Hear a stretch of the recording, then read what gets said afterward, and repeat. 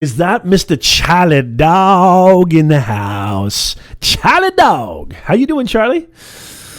Looks like Midnight Madness 4x4 has finally joined us. Where the hell have you been, for crying out loud? Hello? It's good to see you, Charlie Dog. I call him Charlie Dog because he's such a dog, and his name's Charlie.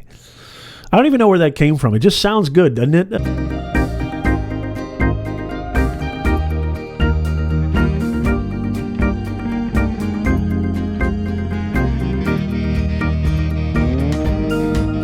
Really good. I want to get this is the fun part now. This is the fun part. So Aristotle. So we talked about the rhetorical situation. We talked about who are you as an author, understanding your message, understanding your audience. We talked about the strictest definition of the word rhetoric, which is an awareness. Let me take that back. Not the strictest definition. My favorite definition. I can't remember if I came up with that, or I can't remember if somebody else came up with that. I'm not trying to take credit from anybody, but it's my favorite definition of rhetoric, because I know a lot of us have a bad taste in our mouth when we hear the word rhetoric. We usually think of political pundits or grandstanding or just negative politics in general. My favorite definition of rhetoric is an awareness of the language choices that we make. Just an awareness. Pay attention. How are you coming across? If you feel that you're constantly being misunderstood, maybe you're lacking awareness of what you're saying and how you're communicating yourself. Maybe it's not the audience. I know you've been around people who said, well, people don't get it because they're too dumb. Well, maybe it has nothing to do with them, but maybe it has everything to do with you. Maybe you lack awareness for the type of choices that you're making. Okay? So great to see you, Ruben Gutierrez. A big hello back from Nez Nation. Great to see you, Ruben. So we talked about all those things. Now, how do we do it, Nez? How do I craft a compelling message that persuades our audience? What kind of techniques can we learn from Aristotle to build our personal brand? Well, there's three main specific rhetorical appeals, and there's others, but these are the three kind of core ones that I want to talk about today, in which you can employ yourself to get your message out there effectively. And those three are ethos, pathos, and logos. And I'm going to define each one of those, and then we'll come up with some examples, okay? So the first one, ethos. Ethos is a rhetorical appeal that is based around credibility, okay? So what's an example of that? And what are you talking about, Nez? When you walk into a dentist's office, and you see all these degrees, or lack thereof, degrees on the wall, what does that convey to you as a potential patient or a current patient? What does that convey to you? Well, hopefully, if you look at the degrees real closely in the certificates, hopefully it conveys credibility, right? If they don't have their degrees up there, or if they don't have credentials, you might want to go to another dentist, right? I mean, why do we get a second opinion? Why do we research, people to make sure we're finding the right one? What are some ways in which we do that? So ethos is an appeal toward credibility, right? When we go to a restaurant and it says, right there on the front, kind of facade, it says established in 1965, right? Or established, some of them say established in, 1922. What does that convey to us as potential patrons? Why is that important? What kind of message does that send to me, right? Well, it could send the message that, since they've been around for a really long time, they've been in business for a really long time, they must be a good place to go eat. They have credibility, right? Professor Nez, myself, what gives you the right, Nez? What gives you the right to create an agency that helps clients with their career, that helps clients with their message, that helps clients build their brand online? Well, I've got 3 degrees in communications and writing, and specifically business communications. I helped my family start a business when I was 13 years old. I've been in business, marketing, sales for pretty much my whole entire life, and I've got 7 books on Amazon. So I know a thing or two about getting your message out there. I also have over 20,000 followers on LinkedIn, and that's my ultimate kind of spot where I have my brand. Those are all real, by the way. And so that's a great way for me to convey my credibility. Hopefully that gives me some ethos. That gives me some credibility. So there's other examples. There's a lot of examples of ethos, and I'd love to hear from you guys. What are some examples that you could think of that come up regarding ethos and credibility? And Trash Mouse 10 on Twitch. So this is a masterclass on persuasive techniques from Aristotle to help you build your personal brand. I am Professor Nez, Trash Mouse 10 on Twitch. Good to see you. And I am a personal branding coach, executive career coach, and a content creating machine. I love live streaming. I love building content. What kind of personal branding coach would I be if I didn't actually have a personal brand? Hello. And welcome, Trash Mouse 10. I hope you enjoy. I hope you get a lot out of this. Make sure you watch the replay. If you're just joining us right now live, make sure you watch the replay because there's a lot you've missed, but you're still in a perfect spot, and I'm glad you're here. I'm really happy you're here. So ethos, more examples of ethos, more examples of credibility. What are some things that give credibility? Well, when you go to a website, right, and you're thinking about buying this product or service, how about testimonials? How about reviews? When you go to Amazon and you purchase something on Amazon, for example, why did you pick that seller over that seller? Could it be that they had better reviews? Could it be that they had more reviews? Could it be that they had a certain number of reviews? Credibility. So if you're not using credibility in your personal branding and your messaging, why should I listen to you? Remember, it's about ensnaring attention. You've got to first ensnare attention if you want them to resonate with your message, if you want them to even listen to you, even to know anything about you. This is what we're talking about when we talk about persuasive techniques, not salesy techniques, not manipulative techniques. It needs to be authentic. If you've got fake degrees on your wall, if you've got fake reviews, I've got 160 recommendations on my LinkedIn page. 160. I worked my ass off for every single recommendation. And I tell all my clients, I tell anybody who wants to contract my services, reach out. It's so easy on LinkedIn. You can go, I've got testimonies on my website too, but I just say, go to my LinkedIn page and click on the recommendation and talk to that person.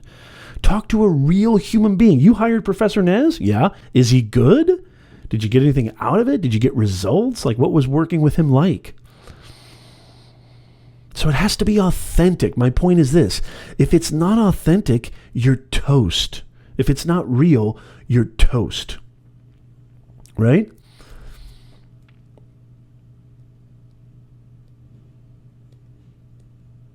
Yeah, I would agree with Car Galaxy Studios on that one, Mike. I definitely don't go for I never go for the cheapest product. I get trying to save money. I totally get that. But for me, cheap, definitely, I'd say not only does it not always equal better, I'd say for the most part, it doesn't equal better. I really don't even pay too much attention to the price unless it's like astronomical. I really try to research and find out, what are people talking about? What are people saying? What are people, what's the reaction when I'm buying something on Amazon? That to me is the most important thing for credibility, right? I mean, degrees, certificates, experience, that's a great thing that can appeal to ethos, credibility. So a lot of examples. Okay. The second one, pathos, probably used the most out of any rhetorical appeal. Pathos is an appeal towards emotions. Humor is an emotion. Pain is an emotion. Fear is an emotion, right? Sadness, pick any emotion. Happiness is an emotion. When you craft a message based on the rhetorical appeal of pathos, you're appealing towards your audience's emotional trigger points, right? So, I mean, why is it that entertaining, funny content online usually is the type of content that gets the most virality? Why is that? Because it's really, really funny. Humor is a huge rhetorical appeal. I've used this example before, and it might be a little bit outdated, but I look at Geico, and I've said this before, even in previous videos. Geico is a car insurance company here in the U.S., and if you know anything about car insurance is not really the most exciting topic of conversation. You don't say, "Hey, Mike, meet me for coffee. I got something really exciting to tell you." "Oh, yeah? Cool. I'll meet you. What do you want to talk about?" "Car insurance." No, bro, I'm not going to meet you to talk about car insurance. Why in the world would I want to do that? Probably the least interesting topic on the human planet to talk about is car insurance. And it's mandated by law. Everybody has to have it. There's no point in talking about it, right? Why is it that we remember how much you can save if you call Geico right now? Because their brand, their messaging is ensconced with pathos, emotion, humor. Humor is the number one rhetorical appeal when it comes to under the umbrella of pathos. Humor. It's everything. It's everything, right? If you're starting a business or you've got a product or service, and you are trying to convey that I tell this to my clients all the time, you need to be the solution to your audience, your ideal customer avatar, or ICA's problem or challenge. You need to be the ultimate solution. You need to be the Excedrin to their headache, right? How do you convey that? You convey that in a way that appeals to their pain, appeals to their problem, appeals to their issue, appeals to their challenge or their shortcoming, right? Because people want to get over their pain. They want to get over their obstacles. They want to get over their frustration. They want to get over their stress. So, emotion is everything. And then look at these ASPCA ads, right? Talk about appealing to emotion. When Sally Struthers is holding that cat with one ear missing and saying, "Donate today," your heart goes out for that little kitty, doesn't it? That's an appeal towards emotion. That's appeal. Really, it's trying to guilt you more than anything. Pathos is absolutely huge. It's probably the most predominant rhetorical appeal out there. It is the most predominant rhetorical appeal because emotions are what drive us to connect with people, brands, businesses, organizations, our loved ones. Human beings are just emotional beings, period. We are emotional beings, right? So pathos is absolutely huge, huge. So many examples of pathos. Look at the entire cosmetic industry.